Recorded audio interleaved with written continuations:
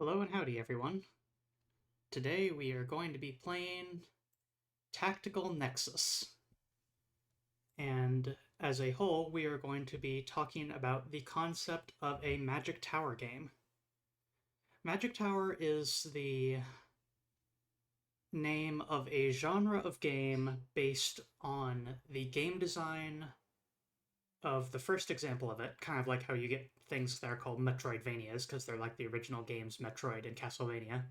But it's that sort of naming convention for the genre, and it is because the first of these games that defined this genre was Tower of the Sorcerer, which I believe was a Japanese only indie game release that, well, has a hard to describe but hopefully somewhat easy to understand gameplay concept. It's a RPG, but in the sort of structure of a puzzle game, because all of the fights that you do are completely automated. And so it's a matter of picking the right fights and deciding which fights are worth picking when and which enemies are worth skipping for now to return to later. That kind of thing. It almost becomes a trade economy where your health is your currency. And so you're asking yourself, is it worth paying out a quarter of my health in order to get that really powerful item that's behind that enemy? That kind of thing. Mix in some limited use keys, and you've got yourself a Magic Tower game. Like those fake mobile game ads, kind of. Yeah, there's. Now that you mention it, there is some shared DNA between a couple of those and fake mobile game ads, and kind of what we're going to be doing here. But as an example of the genre and what I'm going to be playing today, we have Tactical Nexus. Tactical Nexus is available on Steam, released 2019, and has been getting constant updates ever since. The game itself is free for the base version, and while that might sound a bit concerning to you of, oh, there's a whole bunch of DLC that's paid, and there is, and the total cost of that DLC is $123, but I would like to note that they recommend before you buy the first chapter of DLC that you've put at least 80 hours into the base game. So, the actual structure of the DLC that they're doing is kind of still in flux. They've never been quite sure what to do with it, since the people who play this game are either folks who bounce off it immediately or end up dedicating literal thousands of hours into it. And then for another reference, the last DLC that's available, Chapter 10 Tactical Finale, they recommend that you have at least 1,800 hours to 3,500 hours of time put into the game before you purchase that DLC. So, very unusual structure, but it's a very unusual game. Let's get right into it. In-game 4-3. There we go.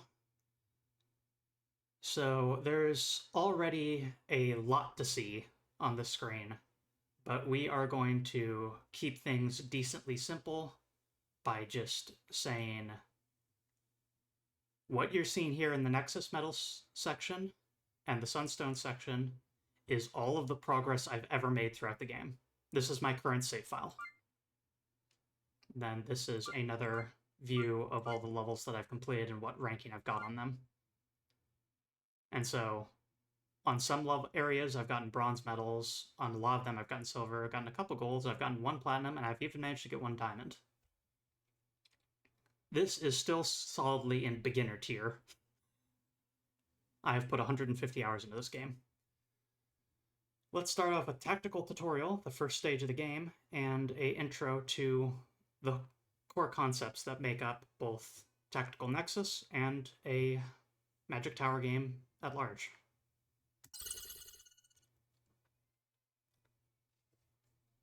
So this is a grid-based game where you can move around as you wish. Currently, we are this fella on the left here that I'm highlighting. And our goal is to reach the top of the tower. And not only that, but to do it with as much health and as much resources and as high level as possible. Getting to the top is one feat, but getting to the top in great condition is the real meat of the goal behind this game. Not just to climb the tower, but to crush it.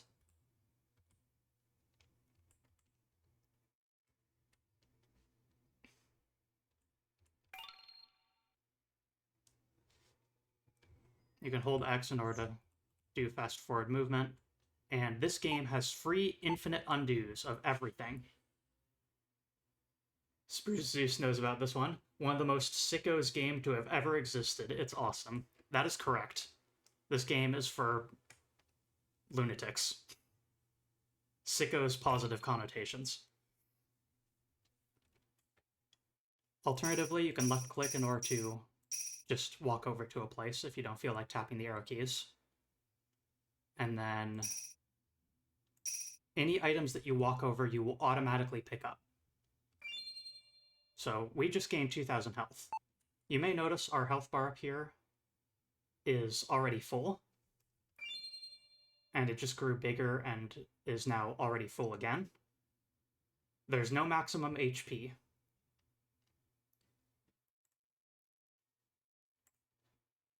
The health bar is more for allowing you to understand if you got into a fight, how much of my health as a percentage did I lose.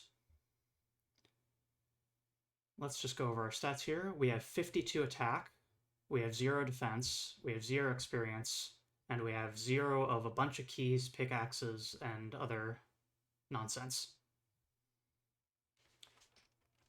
So when we get into a fight, which we will do by walking into this junior fighter over here,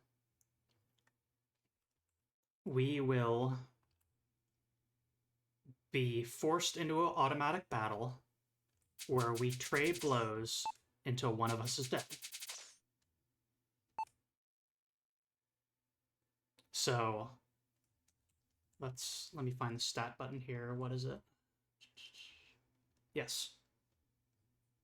So these enemies here, the junior fighters, they have stats of 120 attack and 55 defense.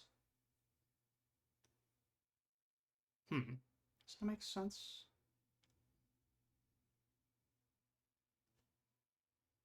No. Sorry.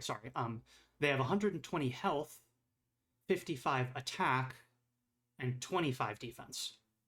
If they had 55 defense, we would do 0 damage. But because we have 52 damage and they have 25 defense, that means each hit that we do is our attack minus their defense value. So each individual hit is doing 27 damage. And in addition, because they have 55 attack and we have 0 defense, they're doing 55 damage to us each time they attack. We always get initiative, and the battle always goes until someone is dead. So that's the very first fight we did. We now have access to just a little bit more of the map, and we can pick up these blue spheres. And if you look carefully, that's increasing our defense value. Picking up these red ones increases our offense value. So if we hover over this enemy with our mouse, they give us EXP 5, and you don't need to worry about the number that's in the parentheses there for experience. And over 18 turns, they are going to do 1,751 damage to us. So if we pick this fight, there we go. And that's a pretty heavy hit. That is a lot of damage to receive so early. And in fact, if we go and then pick a fight with this guy, we end up in the game over room. But as I mentioned, you have infinite unconditional undos and redos.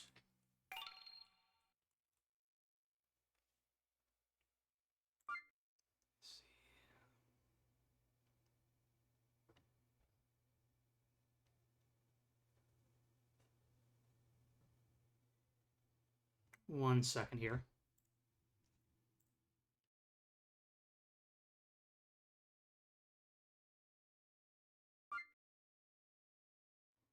Okay, there we go.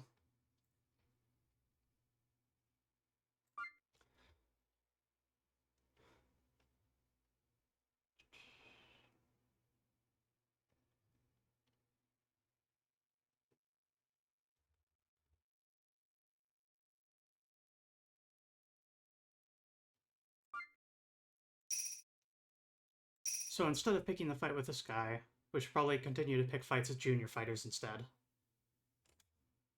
Because, as we can see over here, 144 damage is a lot better than 700 damage. 770. And then, as you might notice, these enemies are dropping items for us. Each time we kill a fighter, they will drop a defense gem, which increases our defense by 1. This is an instruction on the spacebar menu. And then, what's this here? Heavenly Potion. 3,000 health, 3 attack, and 3 defense. So it's a heal and a stat up. Let's talk about TRT. It says TRT plus 4 attack, and that's short for 2 reduced turns.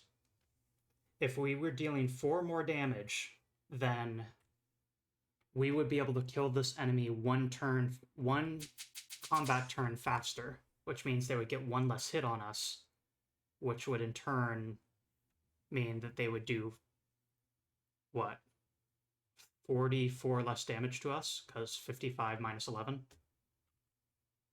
So TRT breakpoints are a very important concept in this game, and I will be able to show this off now. So, plus 4 attack. This power gem will give us 2 attack, which brings it down to plus 2 attack to 2 reduced turns. And then get 2 more. Now you can see they are suddenly dealing 86 damage instead of 129. And that's because we're killing them 1 turn earlier now. Which we can see by, listening to the sound effects there.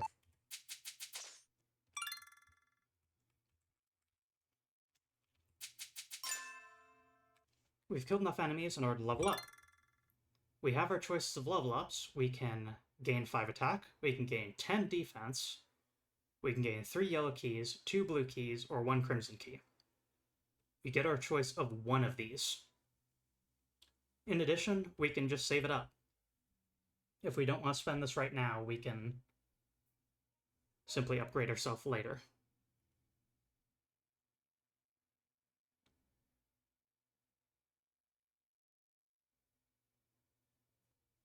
Because I have played this game quite a bit, I've already been through this tower, and I have analyzed what's required to reach the top.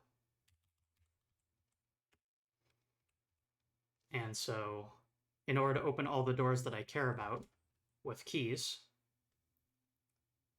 I need 2 yellow. I need to level up twice with yellow keys. I need to level up blue keys 5 times, and I need to level up red keys 6 times. I also need to skip Starfighters 4 times. Thanks, me in the past. Let's just trust my past judgment and get myself a key level up.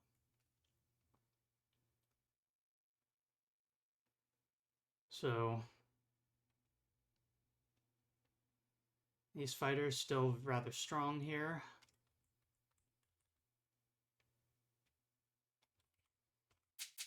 So let's sneak around by not picking a fight with this fella, and instead going up here in order to get these defense ups. And sneak around in order to get this attack up.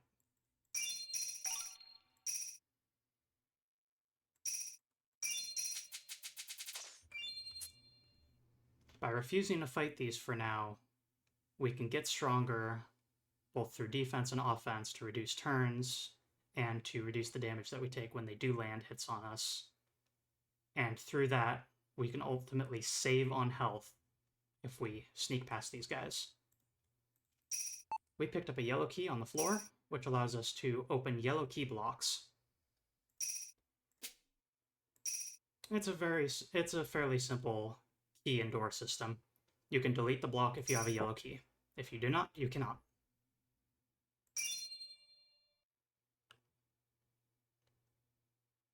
Hover over something in order to learn about it.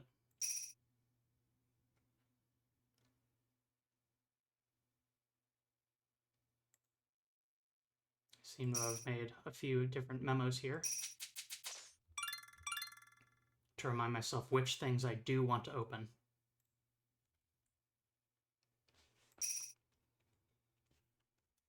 These fellows are real small potatoes to us at this point. The junior fighters now only do 50 damage to us throughout a full round of combat.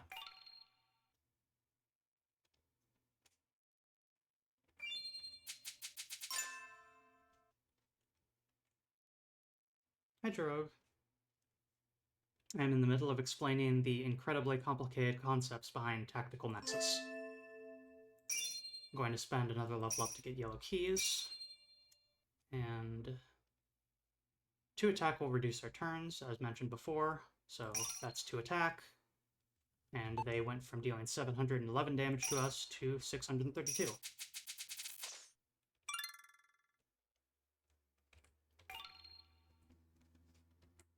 We'll use this key in order to open this up and get treasure behind it. Fight this guy. Open up this door. Although I'm now seeing that we could potentially open up this door and get these items if we had spent a level up on blue keys. So I think I'm actually going to undo to where we leveled up. And instead of getting more yellow keys, which we don't need too many more of right now, let's instead spend 1 blue key level. So that's 1 of each. And if you ever forget what you've leveled up, which things you've leveled up, if you hover over this, you get to see a full history. Very, very useful.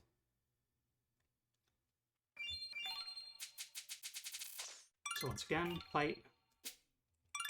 Open this. Get bonus health and defense. And before I pick that fight, go in here. Health, defense, attack, up. 390 damage from fighters now. And remember, those were doing 1,000 to us before.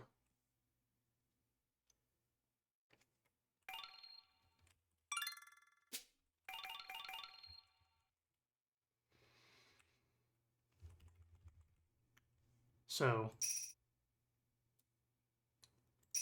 the position we're in right here is a good example of the core puzzle behind this game.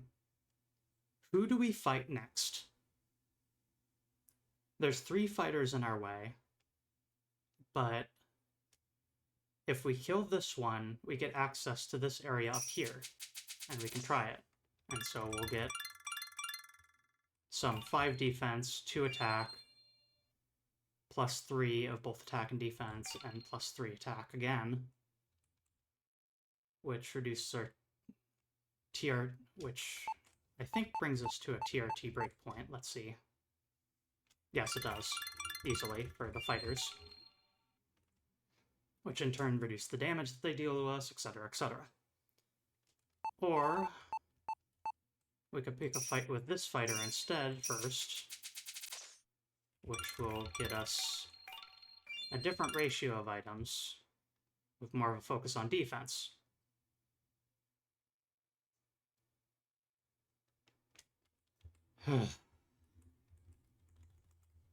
So the question is always, what to do?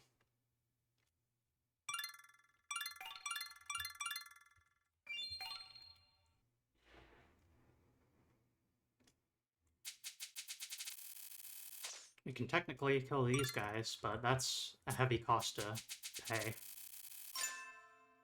But, you know, maybe it's still worth it, because back here is a guard deck that's worth 15 defense. That's a lot. But I don't think it's quite worth it yet.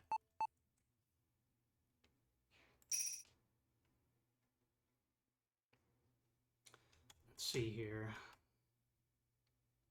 Yeah, and besides,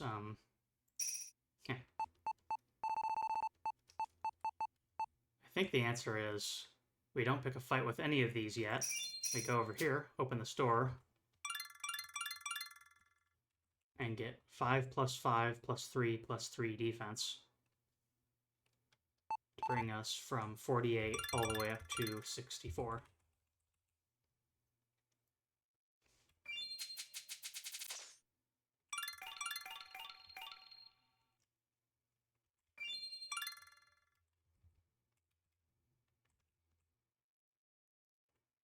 And we go up here.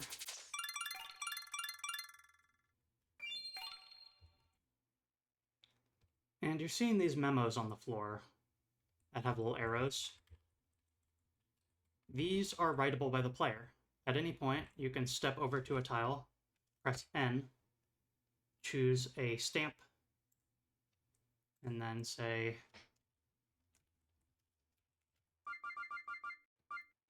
something like that.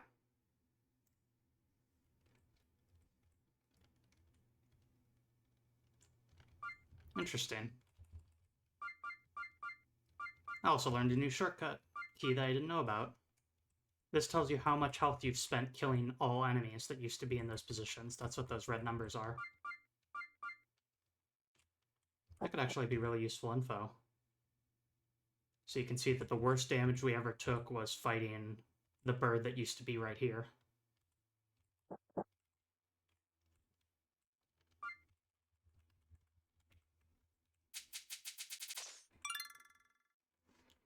Now we're faced with this fella, Elder Fighter. 4 attack will reduce the number of turns, but power potions only give us 3. So this is the interesting thing about how increasing your attack damage works. 693 damage being dealt to us. But because this isn't enough to reduce the turns, still 693. So having more attack only helps you if you actually pass those TRT barriers. And if there's a very large border between upgrading your TRT, then that means, 242 attack to reduce turns. And besides, we can't even deal damage to them. So this fight will not change for us unless attack-wise, unless we increase our attack by another 240. However, the amount of damage we take from this enemy by increasing our defense is linear. In that, since they're dealing 12 hits to us, if each of those hits deals 3 less damage, that's always going to reduce the damage they deal to us. So the 2 ways in order to take no damage from an enemy is to either kill them in 1 hit via attack, by removing all of their health in a single strike,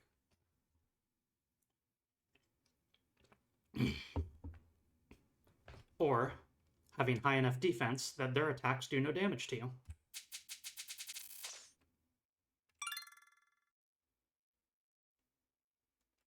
The game also gives you 99 save files for you to use as you see fit.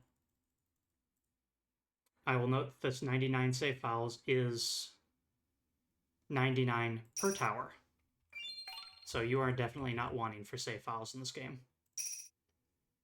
Drop of Dream Ocean. 999 HP.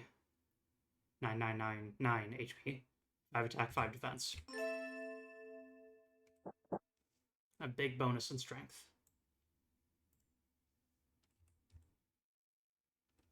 And here we are on the next floor, and there's already a lot to see.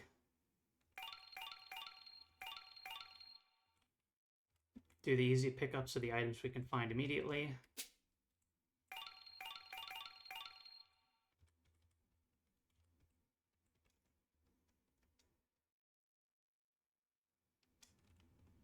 And where do we go next?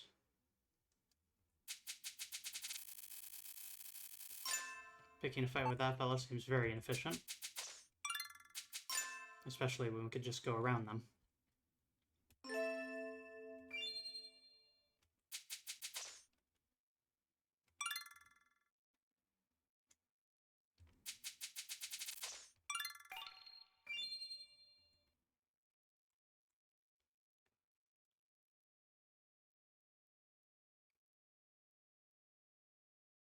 see here.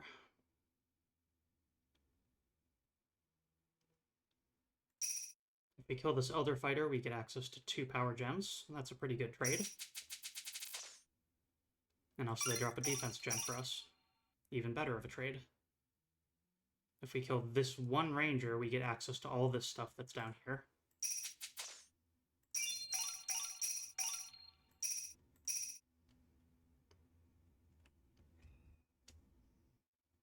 This Great Ranger costs 3,000 damage to get past. And I did just recently level up, so I think once again I am going to change my level up priority here. And buy myself blue keys with my level up instead. Because that will allow me to do this, then this, then this, then this. Open this door down here.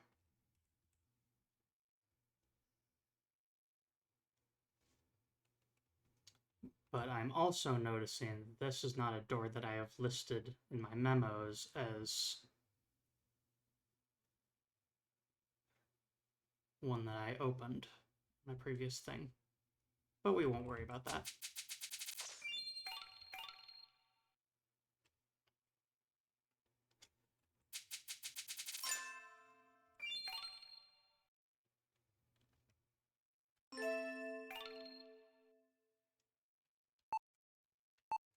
Actually, since we don't need to level up immediately.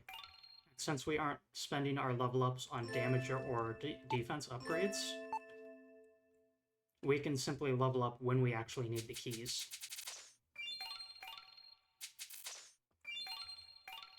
The eagle-eyed among you may have noticed that also, each time we level up, the value of the attack and defense that we get if we pick those has also gone up.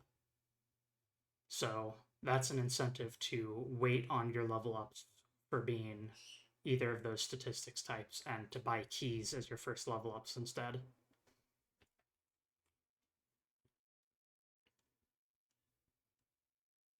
We could fight these for a key, but we don't need a key at this moment, so why pick the fight? They don't even drop a stat gem item, they drop a potion, so...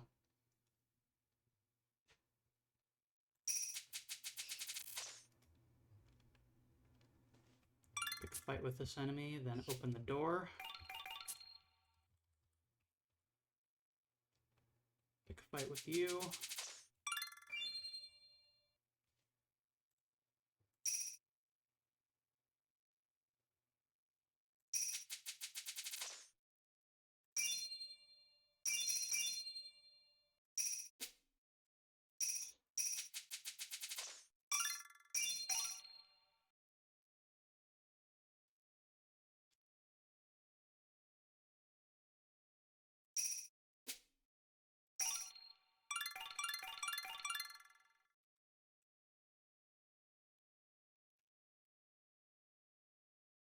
Elder Rangers now are pretty low in their damage to us.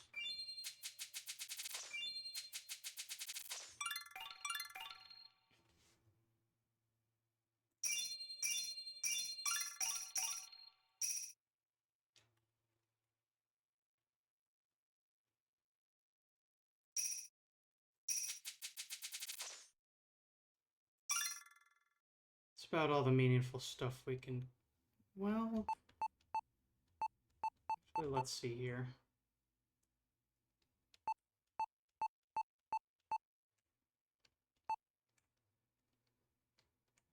Before we pick the 2,000 damage fight with these, let's hop over here and take out these fellows, which only deal 40 to us. And by going through them, we can get quite a bit of stat upgrades.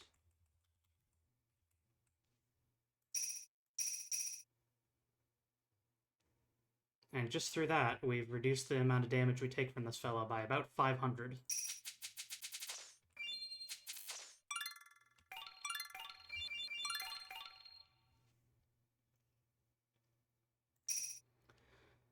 Some of you also might have noticed that for pure health pickups, such as the blue potion and the life potion, I've been dodging them when I can. I have a good reason for that, and that reason is because of the existence of the life crown. I'm not in any risk of dying, so if I can wait until I pick up as many life crowns, which give me health multipliers, and pick those up later, that's pure profit that I can get out of them. For the same reason, I am trying to prefer not to kill rangers, as they drop only health pickups. And then if we look here, there's actually quite a few enemies now that I can kill without taking any damage whatsoever, which means, apart from the same consideration for the Golden Feather, which gives us an EXP multiplier, we can kill these for free and get gems out of them, which will increase our stats.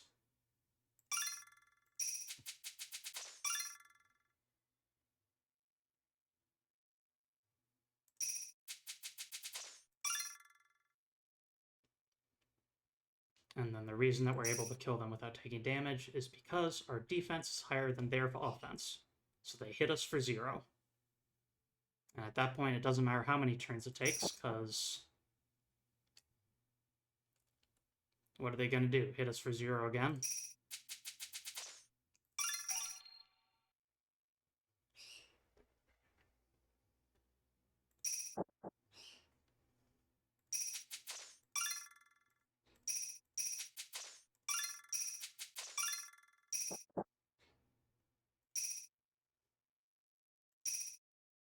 Let's get rid of this example note that we got.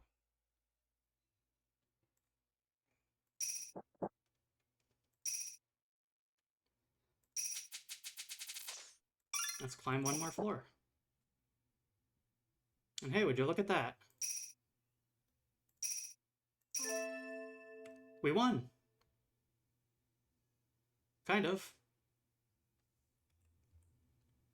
So, this is the first clear point of the tower. Stepping on this tile will record your current status and record a victory as being completed. And the thing is, Peps climbed on you? Or onto you. Oh, okay. Suspiciously. Anyway, not all clear panels are the same though, where this clear panel will give us a certain amount of score, but if we manage to find a clear panel that looks like this one, then the algorithm for calculating our clear changes the amount of points that we get. A game clear floor is placed in the middle of the stage, and stepping on the floor displays the current score. If you have updated your high score will be registered. When you step on the game clear floor, you will receive a Nexus medal if your score exceeds the Nexus medal score displayed in the upper right corner of the screen.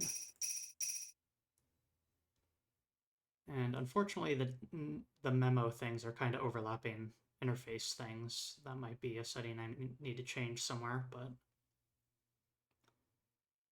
there a way to hide notes? Shift A.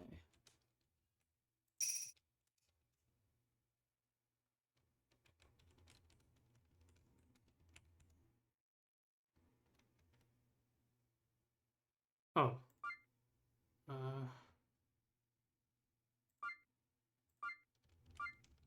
There. Now we can turn them off. I'll make things easier to read.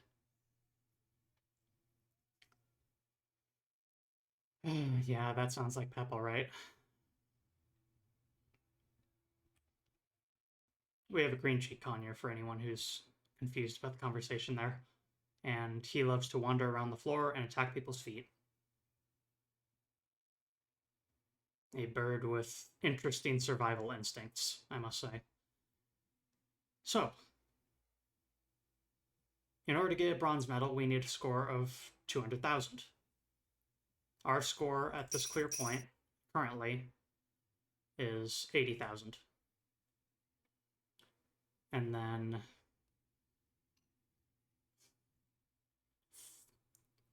separate from these metals that we can get, from bronze to diamond, there's also the sunstone breakpoint. And a sunstone is awarded to you for each 1.5 million that you get. So if you get 1.5 million, then you get one sunstone from clearing the tower. If you get 3 million, that's 2 sunstones, etc., etc. And this is completely independent of the metals that you get. We will go into the details on what a sunstone is and why that matters later. But suffice to say, those are the two measures of your success, is which metal you got and how many sunstones you got out of it. But we're not done here. This is just the first clear point, and you can very clearly see that there's a lot more optimization we can do. For example, we just open the store and pick up all the stuff. That in itself increased our score because our attack is higher. And if we were to spend level ups to increase our attack more, that would further increase our score. And there's more tower, so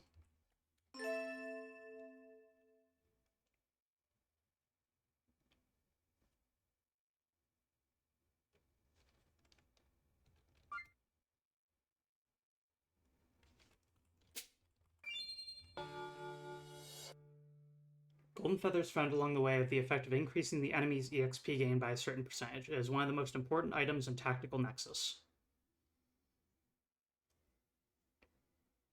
Now that we've collected the golden feather, we are gaining 130% experience from all sources.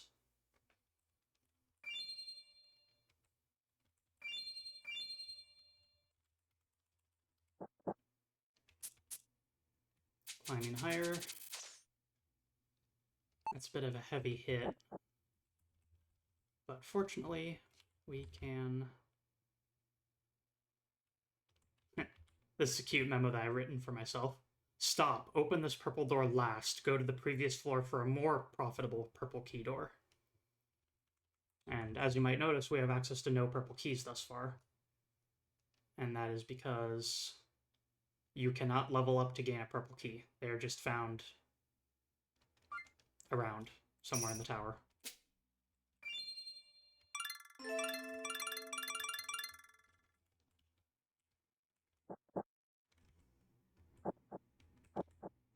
Ah. Getting myself confused. Let's see. And yeah, see. There's the thing I was notifying myself of, is there's a golden feather and a life crown one floor down from here. Whereas this just contains a life crown. And a bunch of potions, but you know, details. So these enemies that used to be dealing thousands and and were blocking a guard deck are now dealing 100 damage to me.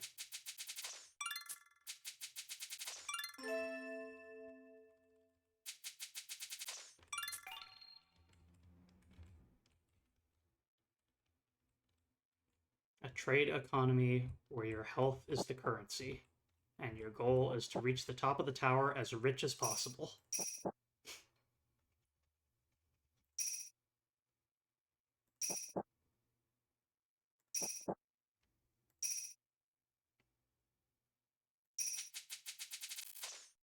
Still pretty heavy of a hit, but it's less than it was. And looking through the previous floors, there's not too much more that we can do about that.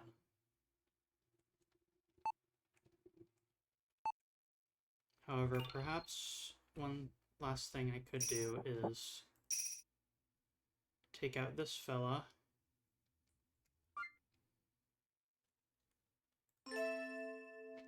Buy myself a red key. You get the EXP booster.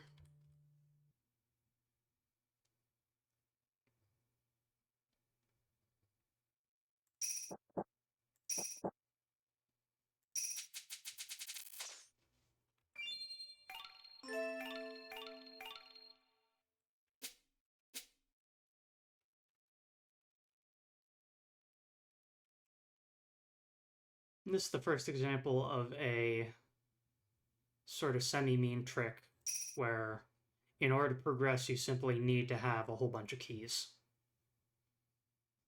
Because this is the tutorial tower, it's not particularly mean about this, but can I use my slime to form a purple key? How I wish I could cheat at the game like that. But cheating at the game is something we're going to get into when we finally discuss what sunstones are. Because sunstones allow you to cheat at the game. That's what they are. They're a meta progression item that allow you to start a tower stronger than you should be. Which is where the main aspect of replayability comes from in the series. You get sunstones from other towers, you come back to the first tower, you start at super level 1, and then you climb the tower more efficiently. Which in turn changes what your priorities are, because you are at different power rankings at different times. And trades that used to make no sense suddenly make sense again.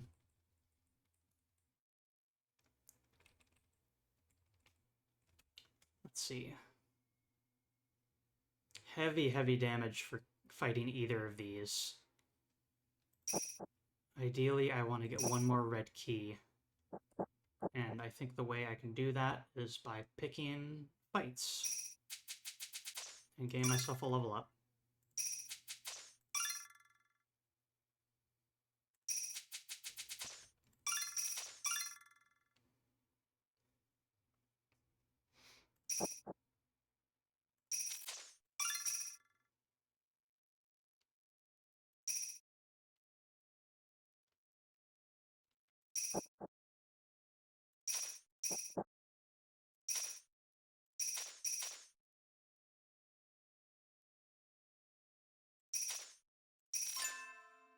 There we go. Purchase a red key with my level up.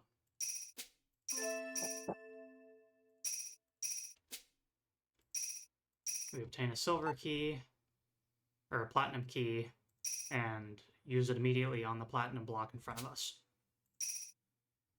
That's one of those things that feels really weird that they'd add that, but without a doubt, there's some weird meta progression reason that I might want to keep a platinum key on this tower. Because again, the further you get into this game, things get real weird.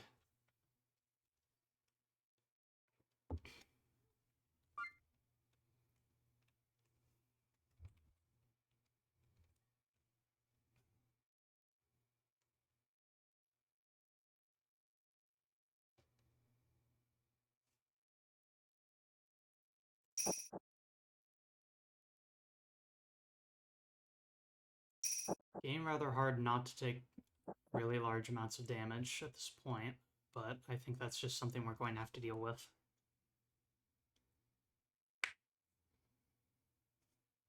I say really large, but that's me talking. Oh, I will need to occasionally take 5,000 damage when I have 100,000 health.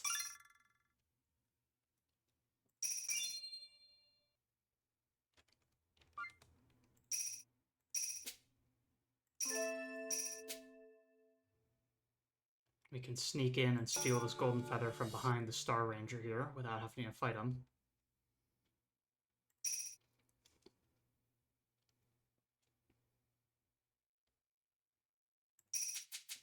Fight this ranger over here, and we can get 2 defense gems. Fight you, we get a level up, and we get Heavenly Potion.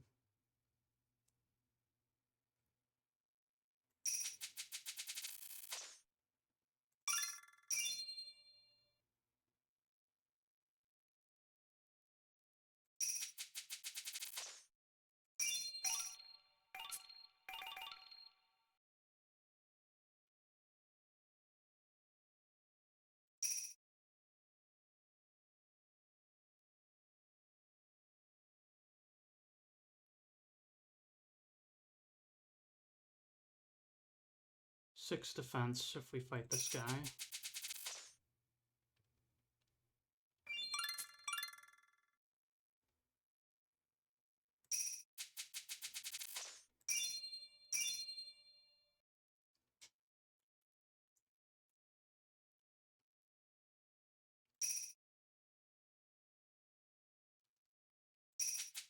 $800 is one of the lowest damages that we've seen on this floor, so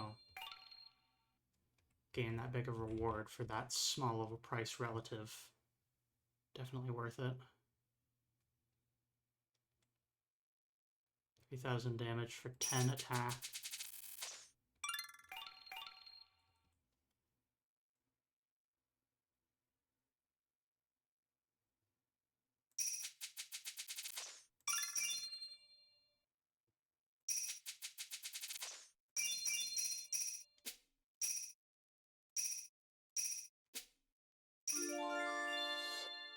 Sneak in behind them, steal a life crown and a purple key.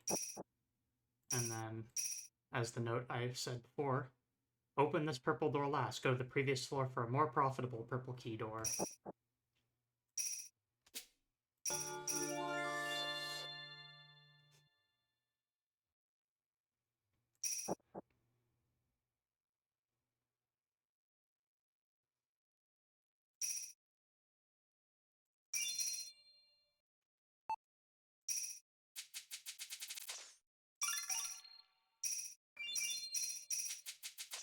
Always remember to take a look at previous floors to see if there's stuff that makes sense to do later on. Doesn't make sense to fight the Legendary Ranger yet, but we're starting to get there.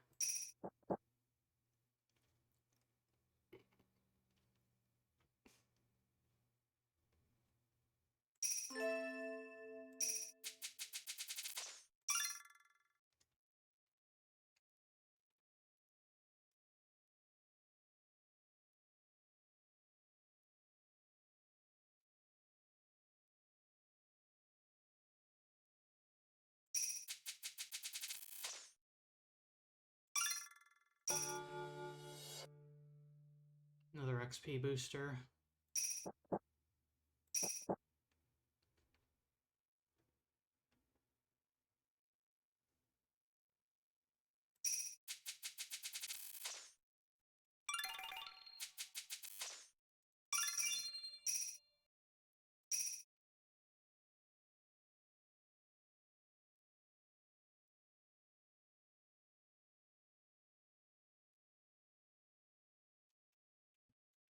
Hmm.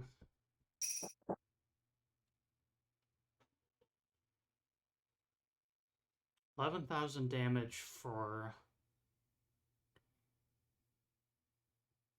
30 attack plus for 39 attack.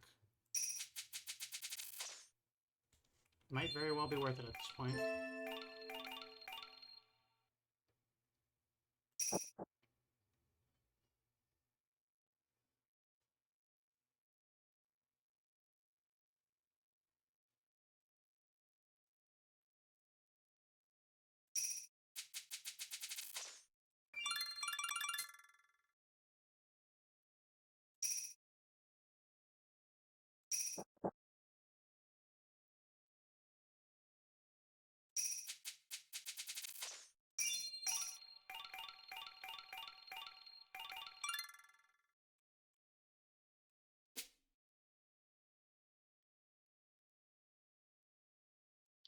How many?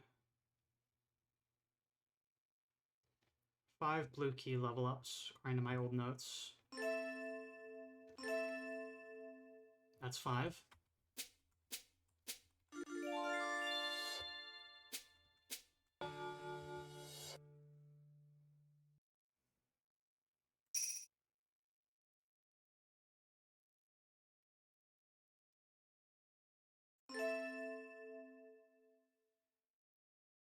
It's 4 red key level ups. Yep, and we need 6.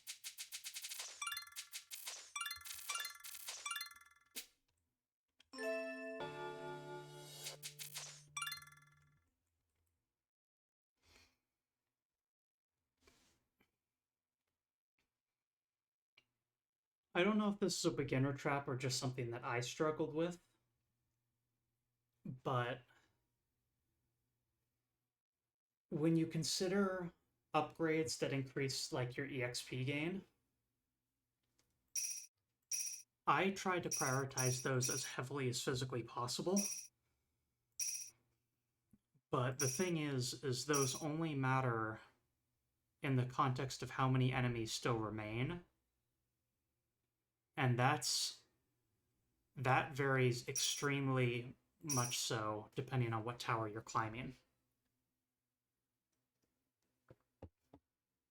So golden feathers are a lot less helpful for early towers like this because there just aren't that many enemies to go around. Simple as that.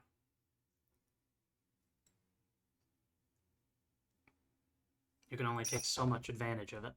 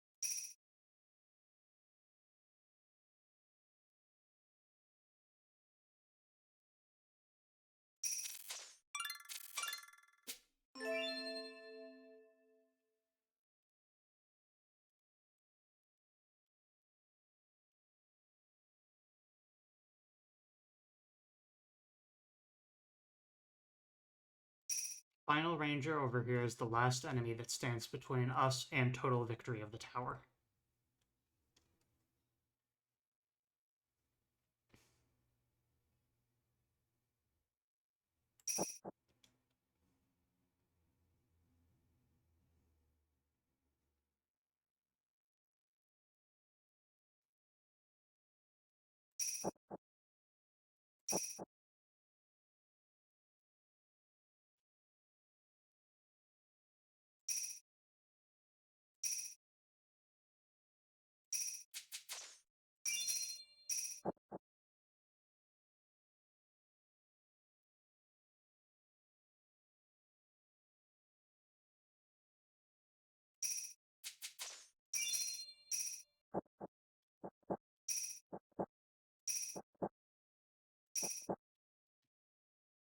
Mm-hmm.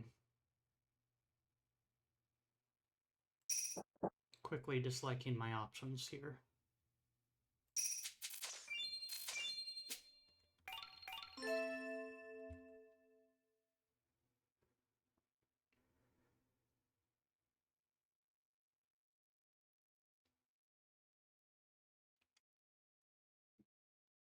So, as I meant, to get a bit more into the weeds of calculations here, there's a very useful rule of thumb. While increasing attack reduces the number of turns and thus reduces the total damage you'll take from enemies in a sort of staircase sort of pattern. If you were to look at it on like a chart of how much damage you're taking, it would be a downward staircase each time you increase your attack. Because you're reaching the damage breakpoints where they're dealing less attacks to you. And while defense would be a smooth downward curve, because every point of defense helps for every attack. But a interesting rule of thumb is that if the total of your opponent's attack and defense is higher than yours, then increasing your attack is more efficient. If their totals is less than your totals, then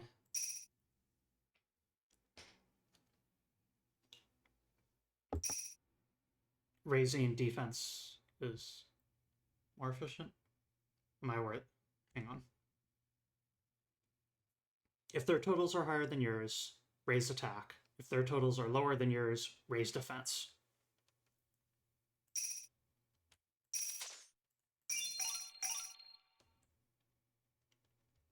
And because the final ranger is has incredibly high stats in comparison to me, if I want to get past it as fast as possible, increasing attack is the way to go.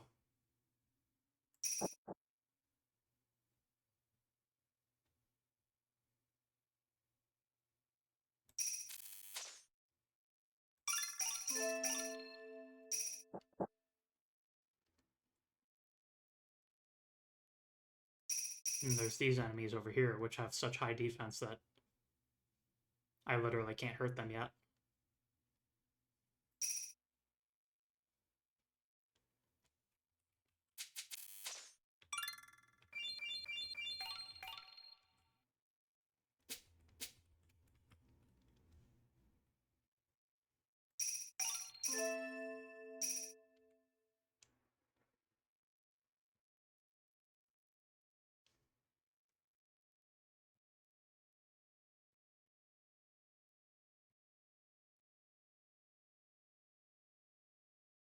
Two, four, five blue key levels. According to my notes, that's all I should need.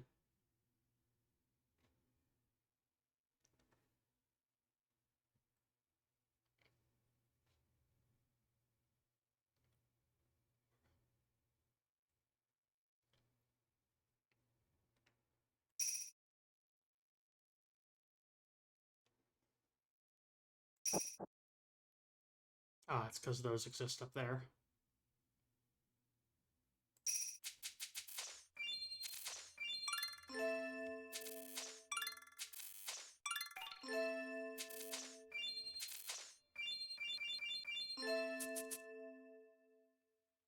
It's quite a hefty trade, though.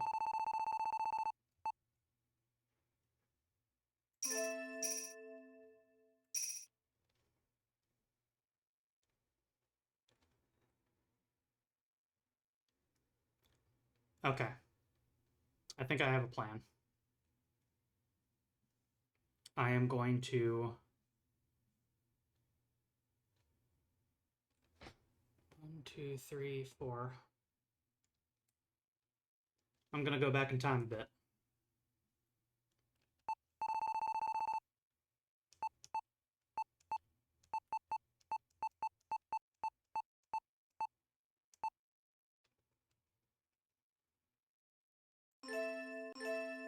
Five, 6.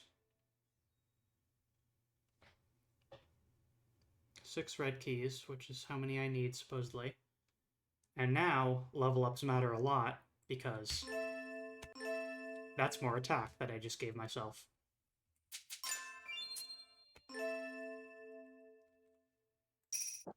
Now I'm actually, finally, using my level ups to increase my stats.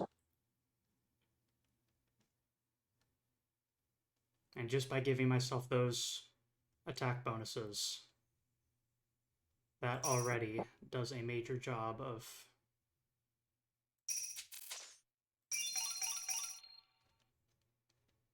helping me cut through enemies easier.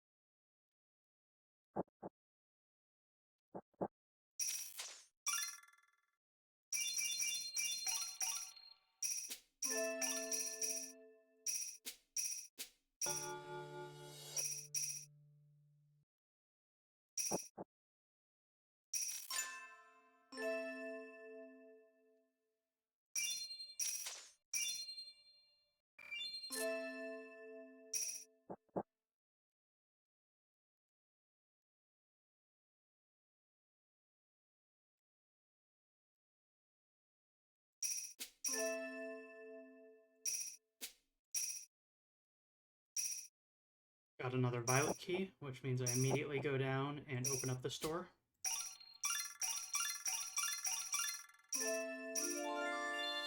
Get myself another life crown. But 5 attack and 5 defense is not actually all that much for a drop of Dream Ocean to give me anymore. And I'm still increasing by a significant amount the amount of health that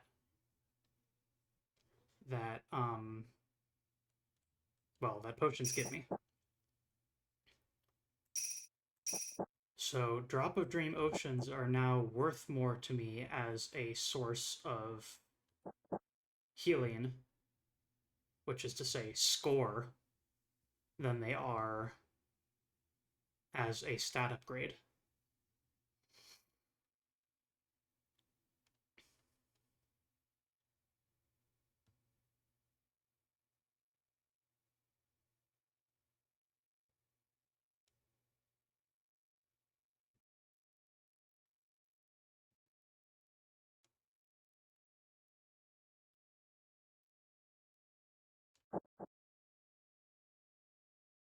At this point, the big question is whom do I fight?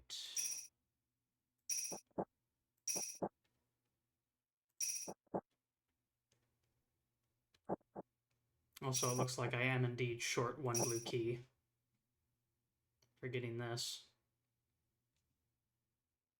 Which means I probably shouldn't have actually opened this. But this is the sake of example, and if this were a real run, I would have been using Sunstones anyway. So, no matter.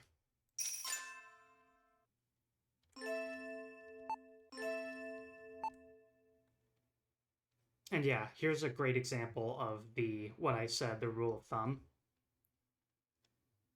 If their stats, their attack plus defense, if that number's total is higher than your attack plus defense, then attack is a more effective thing to upgrade than defense. Here's what increasing my attack by 25 does. From 114 to 105,000. Versus if we get 50 defense, only down to 112.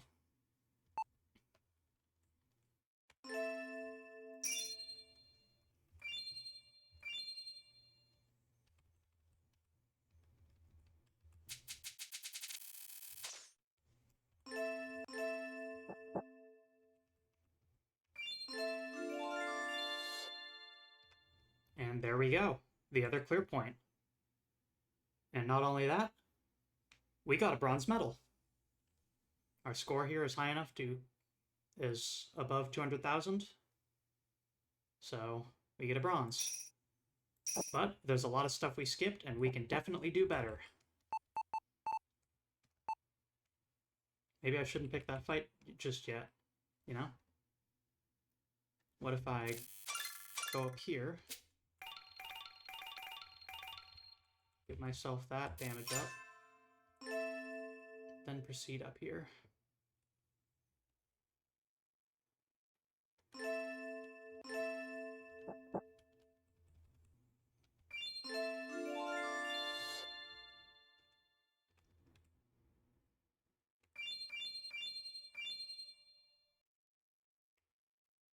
Is there any more life crowns in existence? There's one. But it's locked behind a blue door that I don't have a blue key for.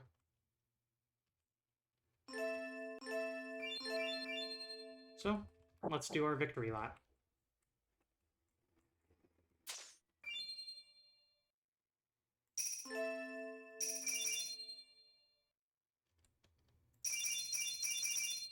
Since we've gotten all of the percentage life ups that we can reasonably get,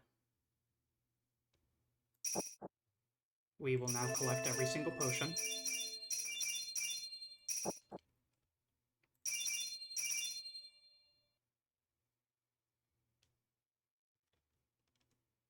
Fight all 0 damage enemies.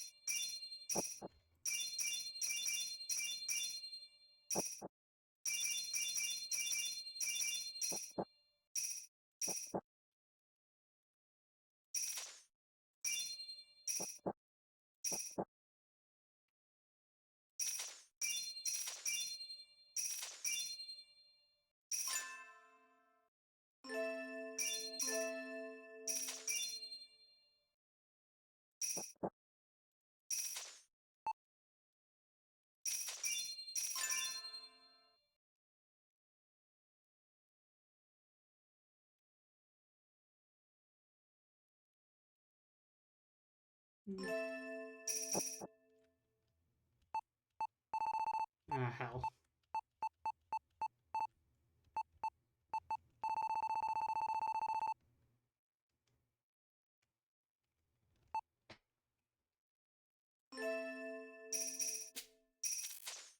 Get the last life crown, and then start picking up every potion.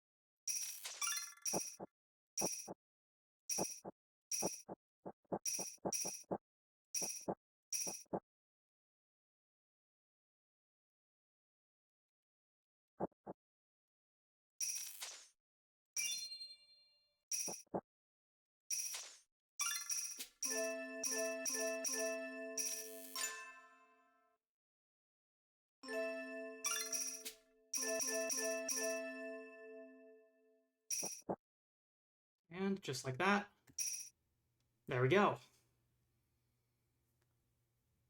A mid to high silver medal. And if we look back at the tower, there's literally nothing else for us to do anymore.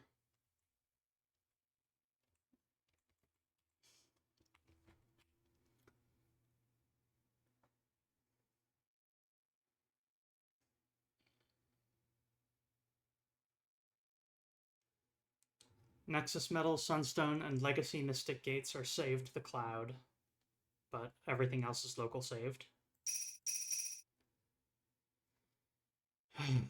And then we have the Nexus room. You can enter the Nexus room from the beginning.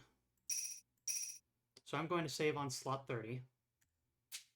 This is my game win save.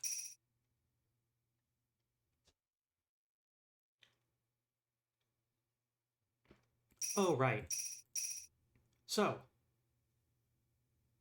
we didn't use any Nexus metals for this run. We just did this thing plain. And that's what pure Nexus here means.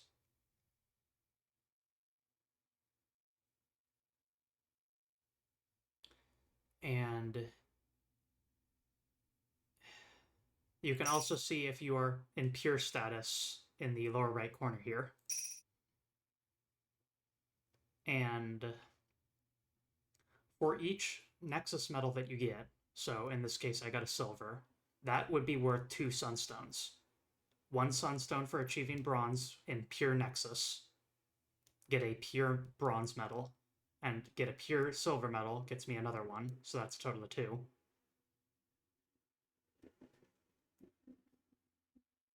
And my best record is a pure Nexus gold medal, which is worth 3. So let's try visiting the Nexus room.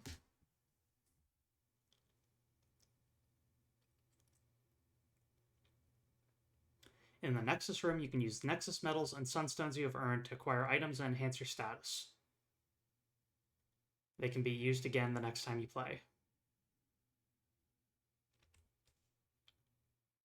So, as mentioned, this place is available from the start, and I can warp back and forth from it as I see fit.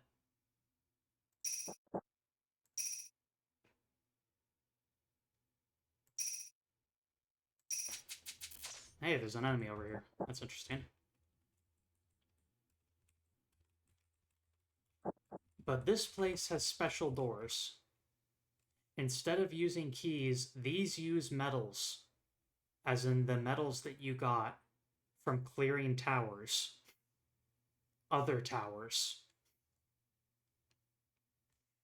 So because I got a silver medal on this tower, although if this were a truly new game, the result of my play would mean I would have 1 silver medal that I could use, which means I would be able to, at the very start of my run, do that, which would render my game no longer pure, but allow me to pick up a power card, which again is something I could do at level 1 when climbing this tower.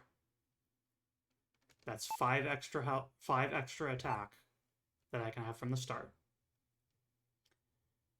And that's called spending a Nexus medal, and that, like I said, depurifies your run. However, Sun Wishers also exist. You know how I talked about Sunstones and how you can gain those? These increase your stats without depurifying your run. And because I have 46 Sunstones built up, I can spend 46 on that in order to gain 46 attack. So let's reset. And with this insight on the metagame, let's go to the Nexus room, go over to the Sun Wisher.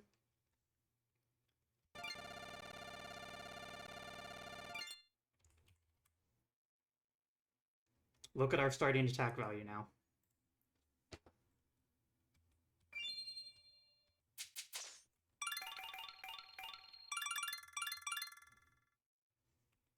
We can start the game with 100 attack.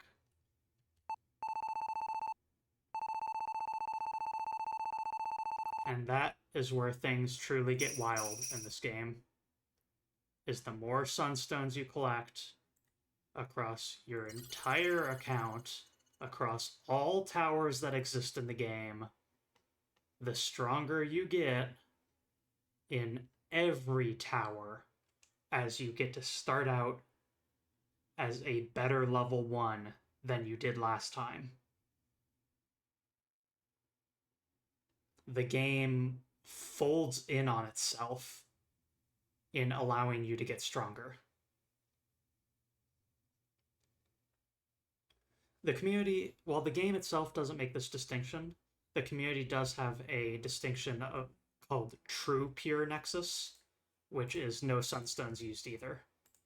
And so a common question is, okay, sure, you can get a gold medal on tactical. Sure, it's possible to get a gold medal on tactical the tutorial without using any Nexus medals, but can you do it without using any sunstones? Like, what if you imported 2,000 sunstones? And yes, it is possible to reach those numbers.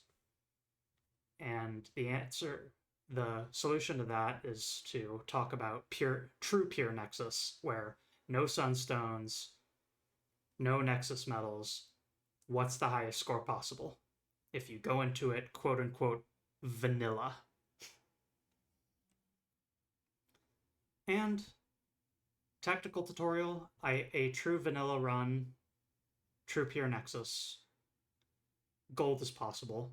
And Tactical Trip Mini, which is another wonderful tutorial to the concepts of this game, is possible to platinum true pure Nexus. Let's take a look at Tactical Trip Mini just for the sake of it, because I think this is also if you learn how to play this level, you have a good fundamental grasp of the basics of a Magic Tower game.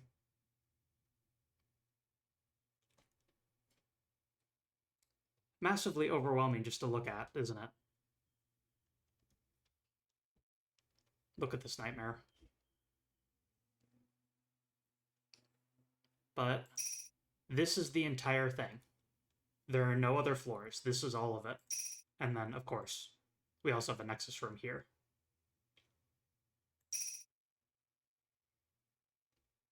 And so I could spend, if I was willing to depurify my game, or my run, I could go over here, spend some metals, and get a Heavenly Potion right at the start.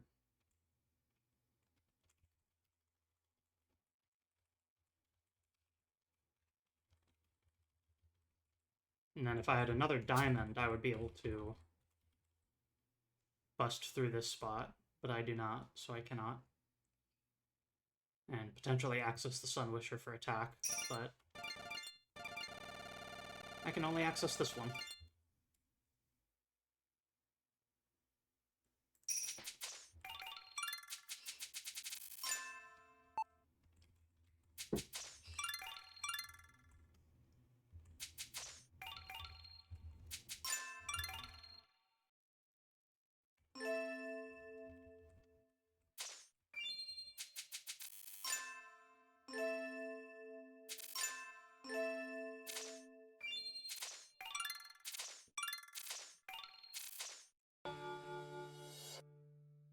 Also worth knowing is that is an EXP doubler,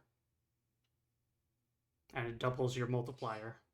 So after you collect all of these, your EXP value is times 32,000%, or like 128,000% XP bonus, which is what you're going to need if you want to actually reach the clear point that is directly behind Dreamer back here, who has 44,444 health, 1,800 attack, 500 defense.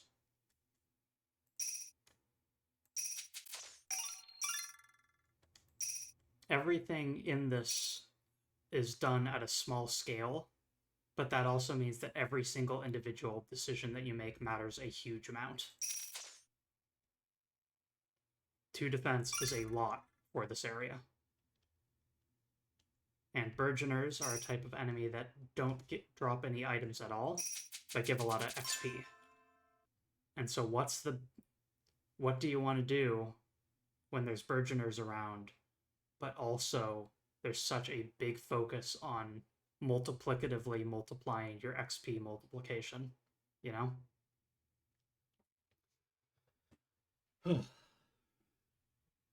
And that, my friends, is at the heart of what Tactical Nexus is, and Magic Tower games as a whole.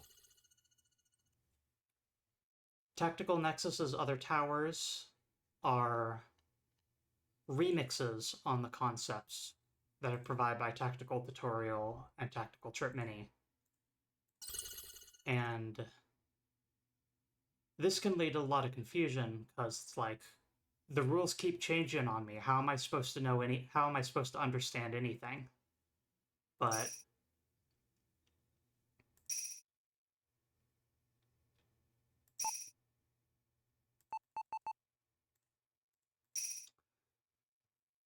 knowing the basics will allow you to better understand the ways in which they change the rules around on you. So this area remains kind of the same, but if we go to the next one, I think. Tactical tutorial 2, maybe? Is this the one?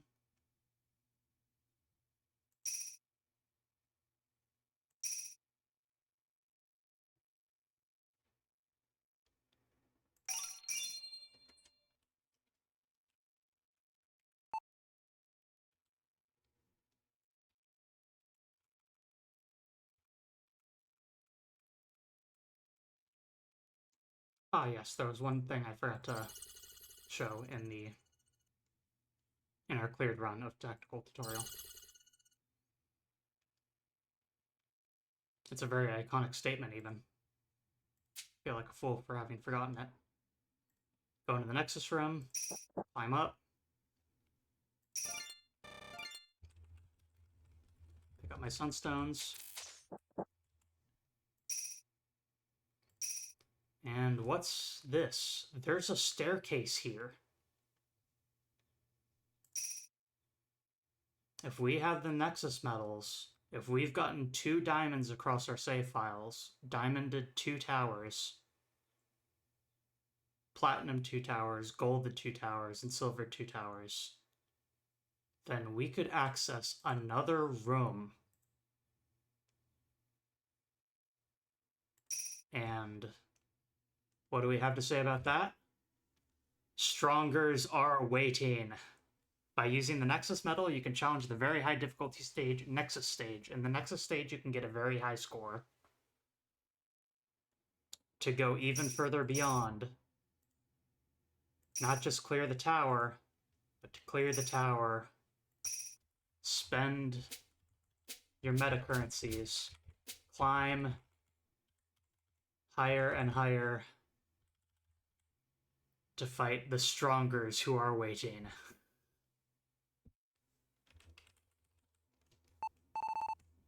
Also, hey, look at that. This is pretty wild. Depurify our run, and we can get another XP multiplier.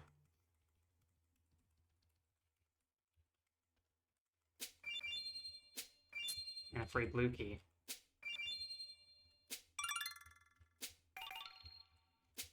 And all sorts of other goodies. And then there's these, which are glory key blocks. And we haven't encountered a single glory key at any point. So my assumption, it's just got to be up there somewhere, up those stairs that I've never been.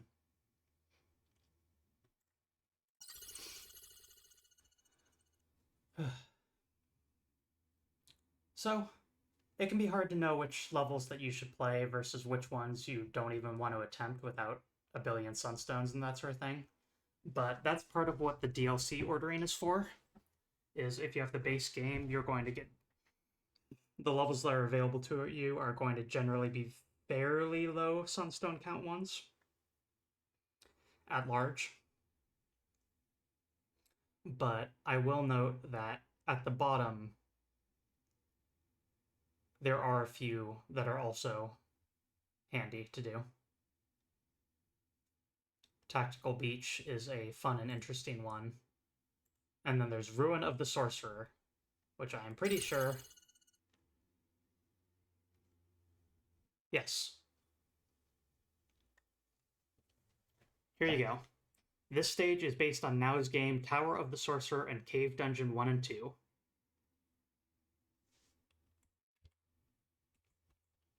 This level and its design is a homage to the original Tower of the Sorcerer.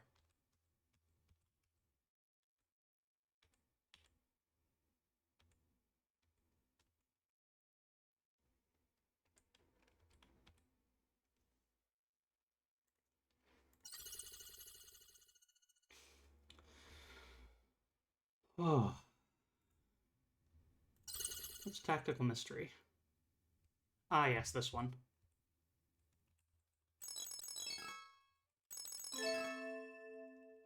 Here we have items. Swap Orb.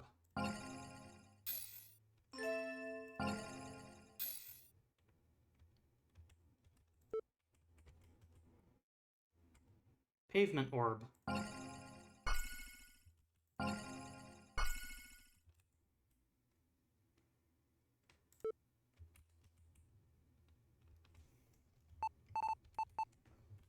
And Teleport Orb.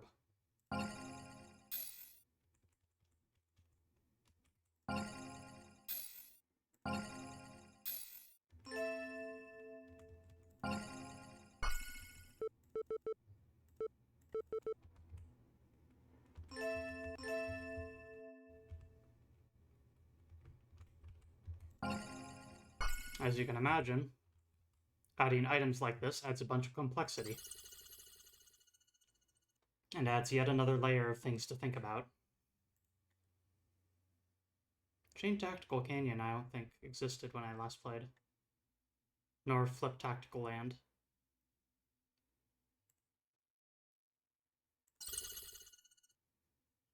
Karawari Dojo.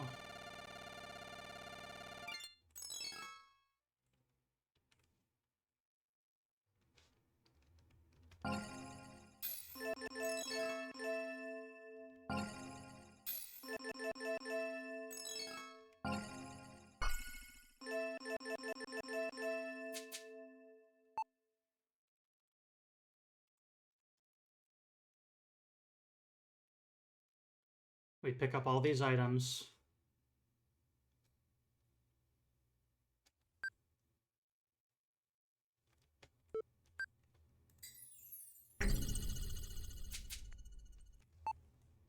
We use every advantage we have. And we still can't even remotely survive this Burgeoner here.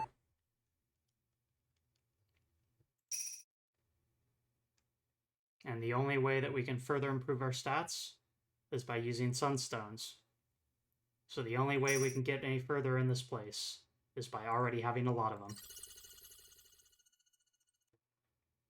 A mystery for later game players.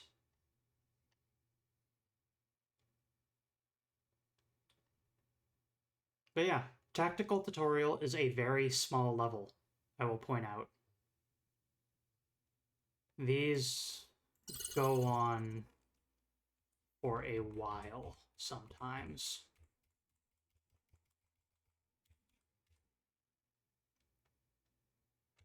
Coliseum, my best record is to get to round 17.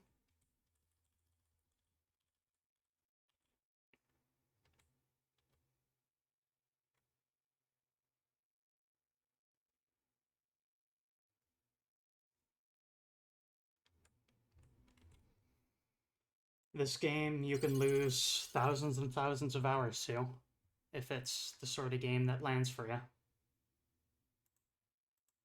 So, if this looks interesting to you, I will give you plenty of warning that this game, if you are susceptible to it, could be your next forever video game. This could end up becoming the game that you return to always in order to puzzle out a bit more. If you're one of the folks that this game clicks with. Otherwise, you're going to play it for about an hour, and then you're going to be like, God, no, and quit. And the only way to find out which of the two you are is by giving it a try yourself, you know? Tactical Nexus. We're together! Hi, Bad Game Hall of Fame. Just going over just about concluding what Tactical Nexus is. I'm actually just about to conclude my stream, but I can give a very quick rundown on the basics here, I suppose, for everyone that just arrived. Auto-battling, so We walk up to this fella, and we fight until one of them is dead. Keeping folk in variety streaming for the night. Yep. Thanks. And so we have 52 attack. We pick up these gems and our attack value raises. Pick up these gems and our defense value raises. And if we fight this guy, we'll trade blows until one of us is dead. Like so. And so that's why increasing our stats is so important. So if we fight this guy who has significantly lower stats, as you can see, 55 attack, 25 defense. Overall, it's going to do 144 damage. And so this is a Magic Tower genre game, which is what the name of the genre is. And it is based on Tower of the Sorcerer, which was the first game that ultimately defined this genre. And the ultimate question of this game and series and sort of genre is, what order do I fight these enemies in order to increase my stats in a way that will lead to me reaching the top of the tower with as much extra health as possible?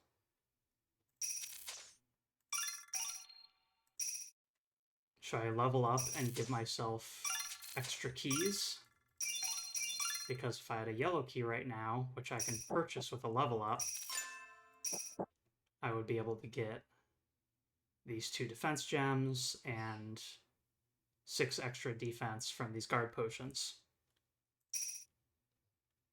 So I purchase that, we go in here, and this enemy, who at this moment deals 3,422 damage to us, we pick up all this loot, and we pick up all this loot, all the way down to 2014.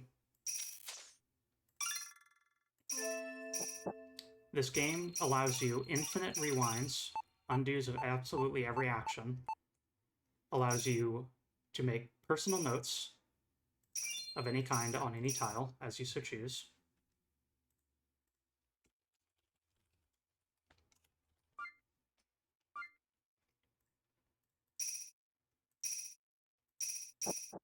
And there's even a meta progression system that Tactical Nexus has, where as you clear more towers, manage to get all the way to the top, and stand on the clear point, and get high scores, you will get Sunstones and Nexus medals that will allow you to start a round stronger than you're supposed to be. So normally you start at 50, but we can go to the Nexus room here, and then wander over to the Sun Wisher. For every Sunstone, my metagame currency that I've picked up throughout all of the towers, I can spend 1 at a 1-to-1 ratio to increase my attack. And so I'm starting at level 1, but I'm starting at level 1 with 98 attack instead of 50. Super level 1. And so this ends up recontextualizing the entire game as you get further and further in, because your priorities start to shift. Enemies that you were dodging for now, you can be greedier, because enemies that you were dodging because you couldn't afford the health hit, you can now survive much easier because your stats are higher. Stuff like that. And so this game is, I would almost describe it as fractal. Tactical Nexus is a fractal game, where as you continue to get higher scores on other levels, you have an incentive to go back to older levels and challenge them again with superior stats. This particular stage is a bonus stage that is based on the original Tower of the Sorcerer and Cave Dungeon 1 and 2, which defined the genre.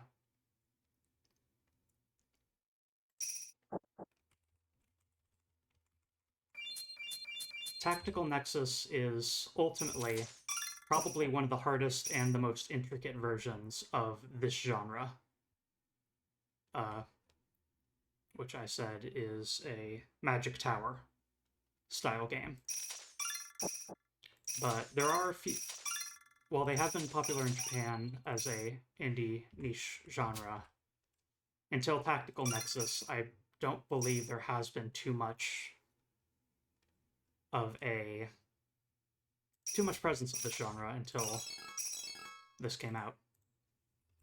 Deadly Rims of Death, which I have not played myself, supposedly is also of this type.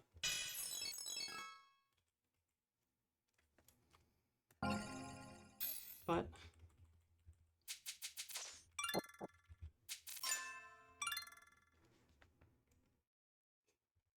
you can pick up artifacts in some towers. In some towers, you can only upgrade your attack and never your defense. In some towers, you have access to pickaxe items, which allow you to break certain walls, but requires you to consider whether you want to spend the number of pickaxes in order to break through those walls at all. The game loves to play around with your expectations after you understand the basics.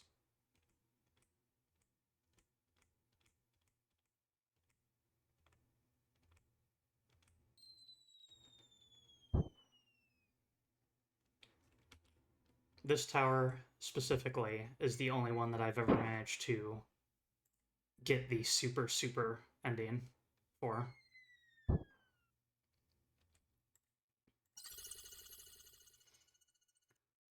But yes, I think that will do it for my explanation on what these sorts of games are and the Magic Tower genre at large, along with Tactical Nexus itself. But let's see here. Is there anything else I wanted to cover specifically? Yeah, thanks, Conley. It's a incredibly complicated thing to explain while also playing.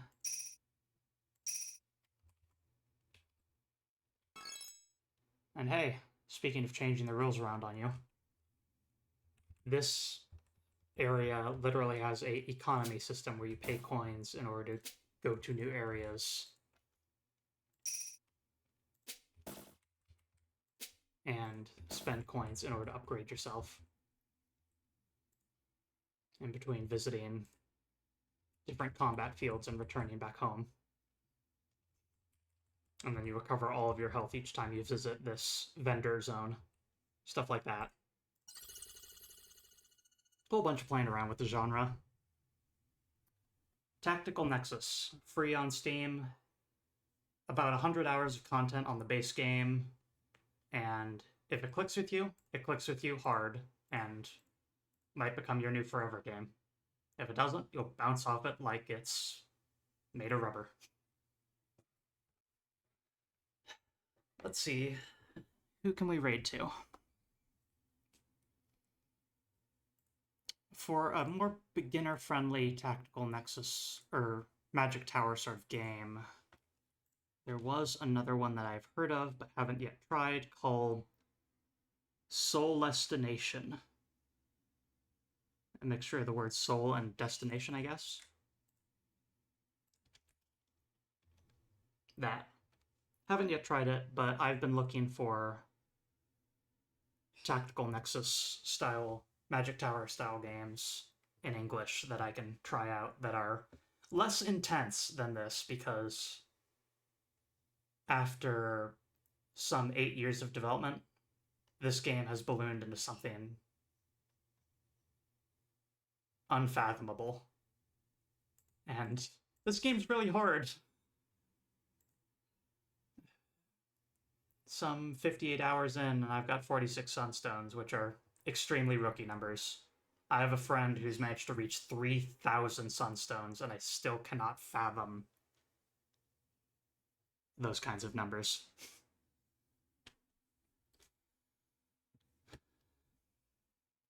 But regardless of all that, let's check out who I know.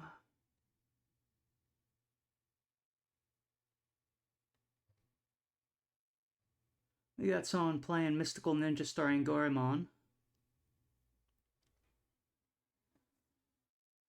Mr. Bad Guy.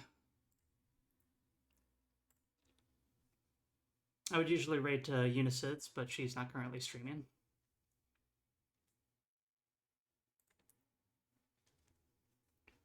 So, thanks everyone for joining me, and for those of you joining as part of the Bad Game Hall of Fame raid, I hope that my very, very quick explanation on the basics of these concepts was clear enough, but, you know, what can you do? I suppose you could look at the VOD of this to see a full explanation of me playing through one full power, which takes about an hour and a half. In any case, though, to another place, my friends.